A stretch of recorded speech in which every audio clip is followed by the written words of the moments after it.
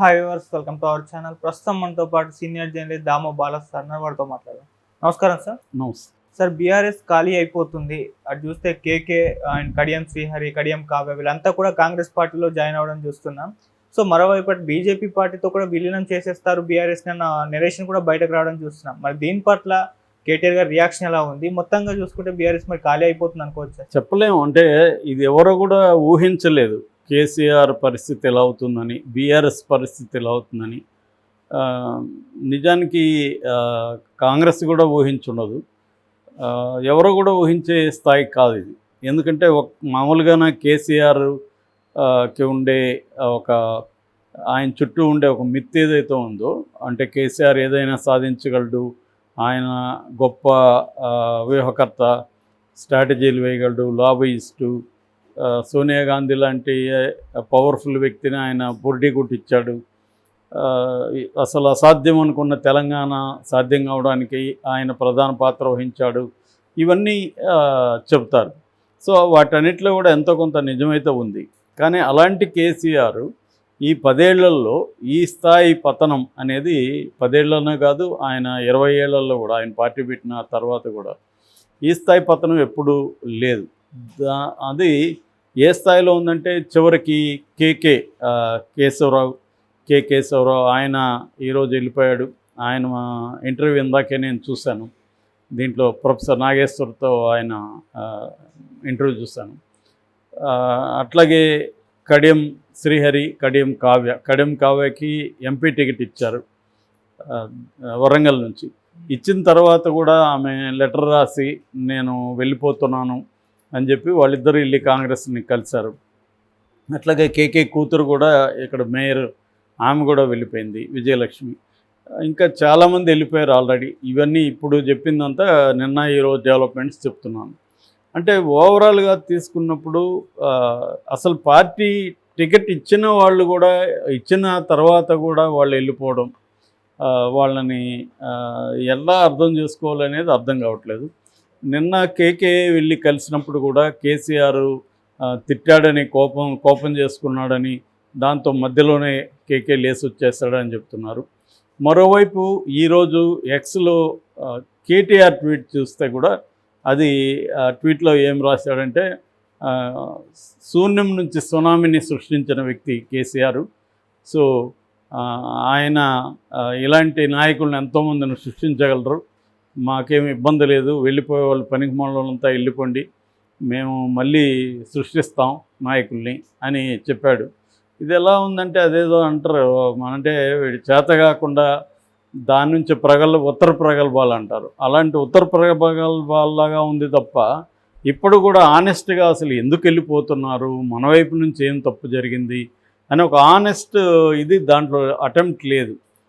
KCR tsunami ఎవడు కూడా, సునామీలు ఎవడు సృష్టించలేడు, కేసీఆర్ అయినా ఇంకొకడైనా. ఆ ఉద్యమ ఇది 1969 నుంచి ఉద్యమం జరుగుతూ ఉంటే, ఆ దాన్ని అదేదంటారు కదా, మొత్తం మండడానికి రెడీగా ఉంటే ఆయన చగ్గిపుల్ల గీశాడు. సో అంతవరకే కానీ మొత్తం అసలు ఏమీ లేదు, శూన్యం కాదు. తెలంగాణ ఉద్యమం శూన్యమైతే ఎలా అవుతుంది? సో తెలంగాణ ఉద్యమం ఎప్పుడూ ఉంది, అనేక మంది చనిపోయారు, వందలాది వేలాది మంది ఉద్యమాల్లో నిర్బంధాన్ని ఎదుర్కొన్నారు. అవన్నీ జరిగితేనే కేసీఆర్ చేయగలిగాడు. ఎక్కడైనా ఇప్పుడు గాంధీ స్వాతంత్రం తెచ్చాడంటారు, కానీ గాంధీ స్వాతంత్రం తెచ్చింది అబద్ధం. ఎందుకంటే అనేక వేల మంది, లక్షల మంది దాంట్లో బలయ్యి ఉద్యమం ఒక పీక్ స్టేజ్కి పోయి ఆబ్జెక్టివ్ కండిషన్స్ రైప్ అయినప్పుడు ఆయన రోల్ కూడా ఉంది, గాంధీ రోల్ లేదని నేను చెప్పట్లేదు. కానీ ఆయన ఒకటే స్వాతంత్రం తెచ్చాడనేది ఎంత అబద్ధం, కేసీఆర్ ఒకటే తెలంగాణ తెచ్చాడనేది కూడా అంతే అబద్ధం. సో ఇది కూడా ఇప్పటికి కూడా వాళ్ళ అర్థం కావట్లేదు అనేది మనకు తెలుస్తూ ఉంది.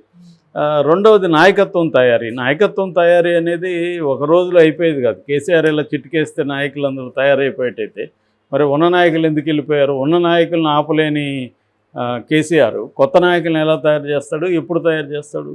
సో ఇప్పుడు కేకే కూడా ఏం చెప్తున్నాడు, ఎందుకు మీరు వచ్చేసారంటే, వాళ్ళ ఫ్యామిలీని ఈ 10 ఏళ్లలో వాళ్ళ ఫ్యామిలీ తప్ప, ఆ నలుగురు తప్ప, కేసీఆర్, కేటీఆర్, హరీష్ రావు, కవిత తప్ప ఇంకెవరన్నా ఫోకస్ అయ్యారా, ఇంకెవరన్నా టీవీలోకి వచ్చి మాట్లాడుతున్నారా, ఇంకెవరైనా నాయకత్వ స్థానాలకు వచ్చారా అనేది ఆయన కూడా మాట్లాడుతున్నారు. అంటే వీళ్ళ ఫ్యామిలీని మాత్రమే పెంచి చేస్తున్నారు. దానికి నాగేశ్వరరావు గారు ఒక ప్రశ్న అడిగారు.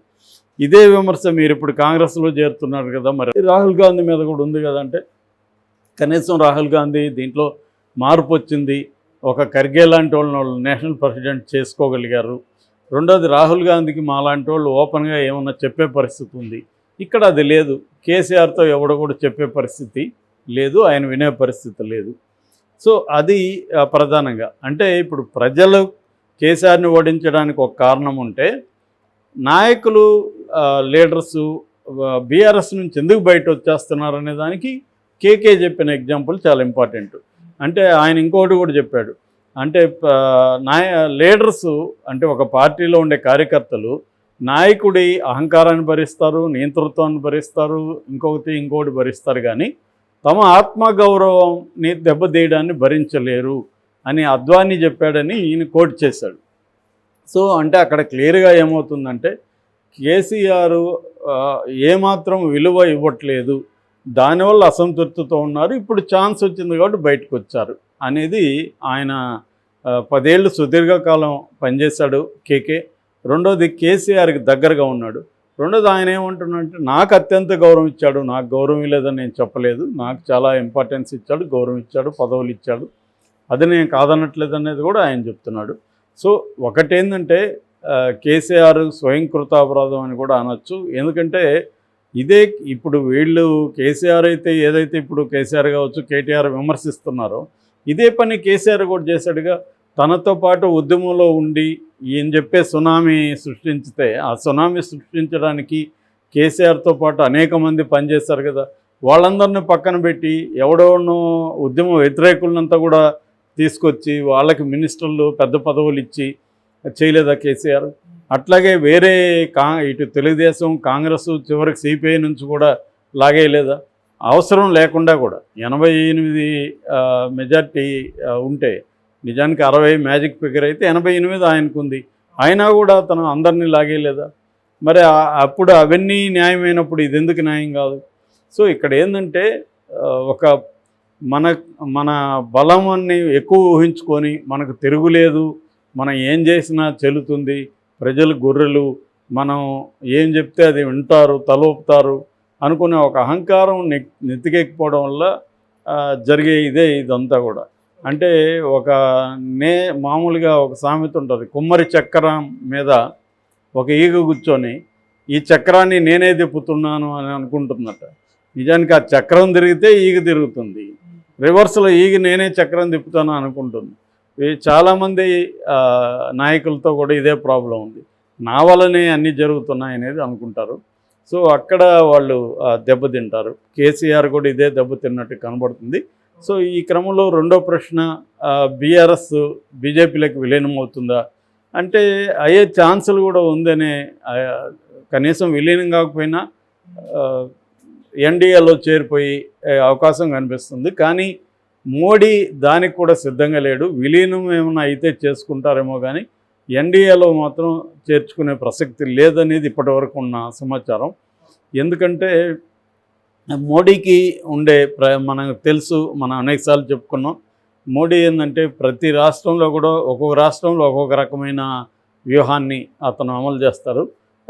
అయితే ప్యాటర్న్ ఒకటి ఉంటుంది. ఆ ప్యాటర్న్ ఏంటంటే ఏ రాష్ట్రంలో ఒక పార్టీ బలహీనంగా ఉంటే ఆ పార్టీతో ఫ్రెండ్షిప్ చేసి కానీ లేదా ఆ పార్టీని తొక్కేసి కానీ ఆ ప్లేస్లోకి బీజేపీ రావడం. సో వచ్చిన తర్వాత ఇంకొక పార్టీ ఉంటే దాన్ని ఎదుర్కోవడం లేదా దాన్ని తమతో కలుపుకోవడం, ఇలాంటి 3-4 రకాల వ్యూహాల్ని వాళ్ళు అమలు చేస్తూ ఉంటారు.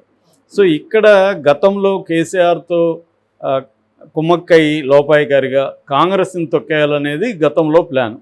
అయితే ఇప్పుడు అది బెడ్స్ కొట్టింది కాబట్టి తమకు కూడా ఇంకా మంచి ఫలితాలు రావాల్సిన ఫలితాలు రాలేకపోయినాయి కాబట్టి ఇప్పుడు మార్చుకున్నారనేది చెప్తున్నారు. దాన్ని బట్టి ఇప్పుడు ఏంటంటే వీక్గా ఉంది కాబట్టి బీఆర్ఎస్ దీన్ని రేవంత్ రెడ్డి ద్వారా దెబ్బ కొట్టేసి ఈ ప్లేస్లోకి బీజేపీ వస్తే అప్పుడు కాంగ్రెస్ బీజేపీ రెండే ఉంటాయి ఇక్కడ. సో ఈ రెండిట్లో తర్వాత కాంగ్రెస్ సంగతి చూడొచ్చు. రేవంత్ రెడ్డికి కూడా ఎలాగో కేసులు ఉన్నాయి, రేవంత్ రెడ్డిని డీల్ చేయడం తర్వాత కష్టం కాదు అన్న అభిప్రాయంతో మోడీ ఉన్నట్టు తెలుస్తుంది. కాబట్టి అతని ముందు కేసీఆర్ ముందు ఉన్న కర్తవ్యం ఏంటంటే ఫ్యామిలీ జైల్లో కూర్చోవడమా లేకపోతే పార్టీని విలీనం చేసేయడమా అనేది ఉంది. అంటే జైలుకి వెళ్ళి ధైర్యంగా నిలబడతారా, జైలుకి వెళ్తారా? ఎందుకంటే ఇప్పుడు చంద్రబాబు నాయుడు 70 ఏళ్లలో జైలుకి వెళ్ళడానికి ఆయనకు ఒక డిసిప్లిన్ ఉంది లైఫ్లో. సో యోగా చేయడం కానీ ఫుడ్ అదంతా ఉంది. అందుకని ఆయన జైలుని కూడా తట్టుకునే మనస్తత్వం ఉంది. కేసీఆర్కి ఉందా? కేసీఆర్కి అటువంటి పర్సనల్ డిసిప్లిన్ లేదు, చంద్రబాబు లాంటి ఆరోగ్యం లేదు. సో కేసీఆర్ జైలుకి వెళ్ళే పరిస్థితి కానీ ఉంటే ఖచ్చితంగా దాన్ని వెళ్లకుండా ఉండేందుకు ఏం చేయాలన్నా కేసీఆర్ చేయడానికి రెడీ అయిపోయే అవకాశాలు అయితే కనిపిస్తున్నాయి. అందుకని కవిత అరెస్ట్ అయినా కూడా పెద్ద ఎత్తున వీళ్ళు బీజేపీ మీద పెద్ద ఉద్యమాలు చేయడం కానీ ఏమీ చేయలేదు. అంటే కాంప్రమైజ్ అవడానికే ట్రై చేస్తున్నట్టుగా చెబుతున్నారు.